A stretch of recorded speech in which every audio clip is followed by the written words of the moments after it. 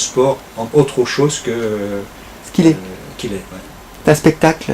C'est un spectacle et c'est pas un jeu pour faire venir dans une certaine type de personnage de l'Europe ou de l'Amérique pour ça. Donc ça part de son but et ça devient autre chose. Et tout ça, ça ne me plaît pas. C'est comme dans le football. Le football, c'est comme un beau film, un beau match. C'est agréable à voir. Et on regarde avec plaisir. Qu'on perd, on gagne, ça doit être secondaire. Mais un beau match, même si on perd, c'est extraordinaire, c'est joli. Qu'est-ce qu'il faut pour gagner au football? D'abord, il faut commencer à jouer depuis le premier seconde jusqu'à la dernière seconde. Je pense que les Turcs, ils ont donné une très grande leçon de ce côté-là.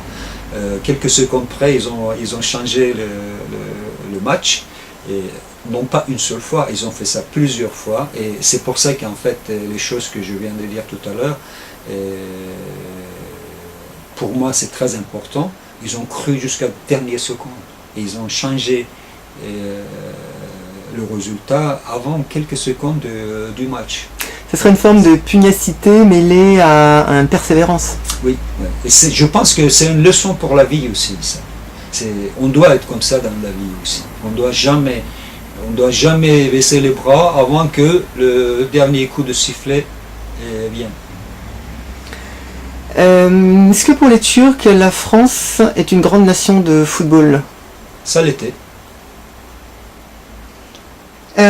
France-Turquie, tu es pour qui? Je suis pour la Turquie parce que, comme je vous ai dit, même si je suis français, en même temps je suis turc. Je veux prendre le côté de Turquie. Mais je pense que si on joue aujourd'hui, c'est la France qui va gagner, c'est pas les Turcs. Est-ce que tu peux me citer un grand joueur turc? Il y en a plusieurs. Il y a Hakan Şükür qui est connu par plusieurs personnes, même en France. Il y a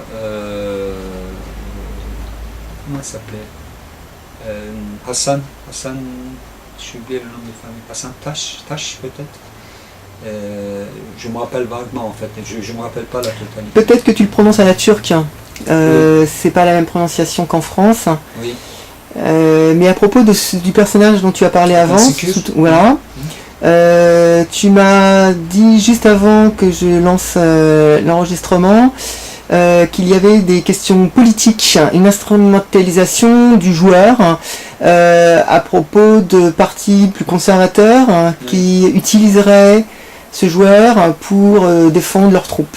Tu peux nous en dire quelques mots sur la gauche et la droite en Turquie et la gauche et la droite en France, en fait, la différence? Oui, d'un pays à l'autre, la façon de présenter les informations à la télévision, ou s'amuser, ou danser, ne sont pas pareils. En Turquie, on utilise aussi des grands personnages, que ce soit un chanteur, que ce soit un joueur de football, en tant que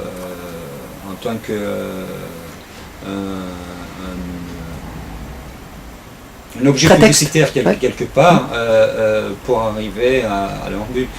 Et c'est assez fréquent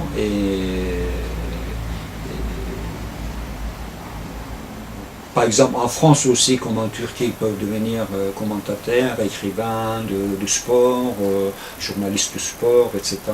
Mais en Turquie c'est beaucoup plus que ça, c'est carrément c'est utilisé par des partis politiques ou par des groupes politiques pour faire une propagande. Et ça ne me plaît pas beaucoup. Hakan Şükür, il a fait ce genre de choses. Donc, du coup, il y a beaucoup de gens qui aimaient auparavant Hakan Şükür, ils ne l'aiment plus maintenant. Déjà, le fait qu'il a continué à jouer alors qu'il avait perdu ses performances, il avait perdu beaucoup de sa puissance, sa force, voilà, son efficacité. Sa force, et puis l'appui des gens, du peuple. En plus de ça, comme il a commencé à faire la politique, et donc il a perdu tout son crédit. Le fait d'être nationaliste en Turquie implique qu'on est de droite ou de gauche, hein, ou on peut être nationaliste de droite et il y a nationaliste de gauche en Turquie? Ça, ce sont des termes, il ne faut absolument pas penser avec une tête européenne parce qu'on ne peut pas, on ne pourra pas se comprendre. Détermination de droite et gauche, ou du Parti socialiste ou nationaliste, n'ont pas les mêmes valeurs en Turquie qu'en France. C'est assez difficile comme question. Le nationalisme au sens européen n'est pas le nationalisme au sens turc. Tu m'as dit que dans les tribunes, les drapeaux turcs étaient omniprésents. Oui, c'est parce que on dit en Turquie qu'en fait un Turc il est né avec son drapeau dans la main. Donc ils sont très drapeaux les Turcs, ils en ont chez eux, ils en ont sur leur frigo, ils ont des drapeaux partout. Et c'est un peuple, comme il dit Jean-Paul Roux, grand turcologue, c'est un peuple nationaliste, mais il ne faut pas mélanger avec le parti nationaliste ou extrême nationaliste français ou allemand ou italien. Les Turcs, nationalisme, j'insiste là-dessus, quelque chose de très différent dans l'Europe et en Turquie. Par exemple, Mustafa Kemal Atatürk, il est nationaliste, mais en même temps il est révolutionnaire. Donc c'est quelque chose un peu incompréhensible de la part d'un marxiste-léniniste, parce que marxiste-léniniste, il utilise les termes et les concepts marxistes. Alors que Mustafa Kemal Atatürk, il est contre les bolcheviks, il est contre le communisme, il est en même temps moderne, il est révolutionnaire. C'est parce qu'il ne pense pas avec les termes marxistes. Donc il faut, pour moi par exemple, en France, une partie socialiste n'est pas une partie socialiste. Je suis sincère en vous disant ça. Tu peux expliciter un petit peu plus, hein? Un peu plus. En fait, pour moi, c'est le résultat qui compte. Ce n'est pas sur le papier. Il faut regarder, une fois qu'ils ont obtenu le résultat, différemment au programme de la partie, à l'arrivée, les résultats qu'on a obtenus, est-ce que ça s'inscrit plutôt comme une politique gauche ou plutôt comme une politique droite? Alors, Tamaï, je vais te poser une question sur le football dans le monde. Qu'est-ce qu'il faudrait faire pour le rendre meilleur? Qu'est-ce qu'il faut faire pour le rendre meilleur?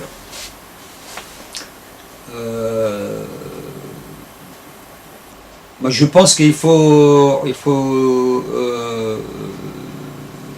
déjà limiter de faire trop de mélange avec beaucoup de joueurs et entraîneurs étrangers. Et il faut en prendre quelques-uns, mais pas beaucoup, parce que au bout d'un certain temps, ça devient difficile à gérer. Premièrement, et deuxièmement, il faut que le sport reste en tant que sport, et loin de toutes interventions politiques ou autres. Argent? L'argent, malheureusement, y est. Ça sera naïf et hypocrite de dire qu'il n'y aura pas de l'argent dans le foot, parce que ça génère des chiffres d'affaires assez importants, et c'est pour ça qu'on permet de payer des sommes astronomiques aux footballeurs. C'est parce qu'il y a d'autres sommes astronomiques qui sont créées par là. Donc,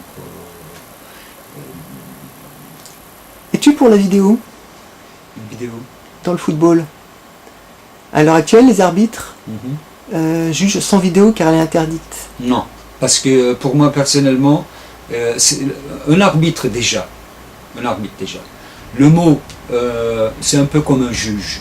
Un juge, quelque part, il doit être au-dessus de loi. Les lois existent, il y a les traditions, il y a les coutumes, il y a l'éthique, il y a tout un tas de choses qu'un juge regarde. Un arbitre, c'est un peu comme